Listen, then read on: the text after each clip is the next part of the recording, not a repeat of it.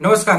इतिहास साक्षीला आहे की जर आपलेच आपल्या विरोधात गेले तर कुठलंही काम, कुठलंही मोहीम, कुठलंही हातात घेतलेली महत्वाची गोष्ट ती पूर्णत्वास नेण्यास त्रास होतो किंवा किंबहुना ते होतच नाही. आणि तेच आता होतंय मराठा आरक्षणासंदर्भात. कारण की मराठा आरक्षणामध्ये लढा देणारे जे महाराज आहे, बारस्कर महाराज, हे आता मनोज जरांगे यांच्याशी नाराज होऊन मनोज जरांगे यांच्या विरोधात मनोज जरांगे किती प्रकारे खोटं बोलता, किती त्यांनी जनतेला फसवलंय, मराठ्यांना फसवलंय, ते सगळं सांगताय मित्रांनो.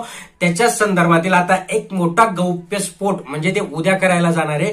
तर तो काय असणार आहे ते आपण जाणून घेणार आहे. चॅनलवर नवीन असाल तर सबस्क्राईब करायला मुळीच विसरत नका जा.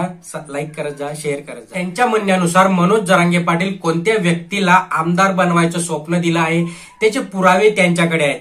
जरांगे पाटलांच्या नातेवाईकांकडे कसे काय 45 डंपर आले याची चौकशी करण्यासाठी मी ईडी कडे जाणार असल्याचं अजय भास्कर यांनी स्पष्ट केलंय. त्यांच्या विरोधात सकाळी 11 वाजता बॉम्ब टाकणार असल्याचेही त्यांनी स्पष्ट केले. ते म्हणाले की मी महाराज सोबत वकील पण आहे, माझ्याकडे त्यांचा पुरावा असून माझ्याकडे मनोज जरांगेंचे रेकॉर्डिंग सुद्धा आहेत. आज मी मनोज दादा बोलत आहे. मनोज जरांगे पाटील लोणावळामध्ये बंद दाराआड त्यांनी काय कोणती मीटिंग घेतली असा मी प्रश्न विचारला.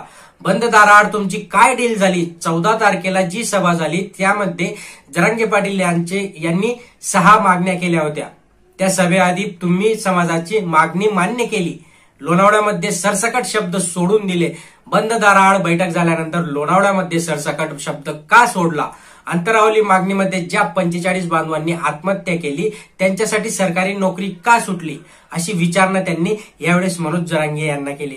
2017 मध्ये मनोज जरांगे पाटील यांनी काय मागणी होती आणि अजय भास्कर यांनी दाखवत ओबीसी पेक्षा वेगळ्या आरक्षणाची मागणी जरांगे पाटील यांची होती. मात्र आता बदलला आहे आणि कुणबी दाखला पाहिजे. जरांगे यांनी आरोप केला त्या महिलेला आणा असेही ते यावेळेस म्हणाले. मनोज जरांगेवर पुण्यामध्ये फसवणुकीची केस आहे. जरांगे बोलताना मी ट्रॅप आहे. ट्रॅप कोणावर होतो? जो काळा धंदा करतो. ते काळा धंदा करतात का? ज्या पिटिशनमुळे गायकवाड कमिटीचे आरक्षण आले ते माझ्याकडे आले. दुसरीकडे राज्य सरकारकडून मराठ्यांना दिले जाणारे 10% आरक्षण देण्याचा जो निर्णय झालाय, अवघ्या काही तासांमध्ये अजय भास्कर यांनी मराठा आंदोलनकर्ते मनोज जरांगे पाटील यांच्यावर आरोप केले होते. यानंतर आता मराठा समाजाचा रोषाला अजय भास्कर यांना जावं लागणार आहे. अजय भास्कर यांच्यावर काल म्हणजेच मुंबईत हल्ला झाल्याचा प्रयत्न पण झाला होता. चर्चगेट परिसरामध्ये भास्कर प्रवास करत असताना काही लोकांनी त्यांच्यावर हल्ला केल्याचा प्रयत्न झाला. मरीन ड्राईव्ह पोलिसांकडून हल्लेखोरांना आळवत ताब्यात घेण्यात आलं होतं.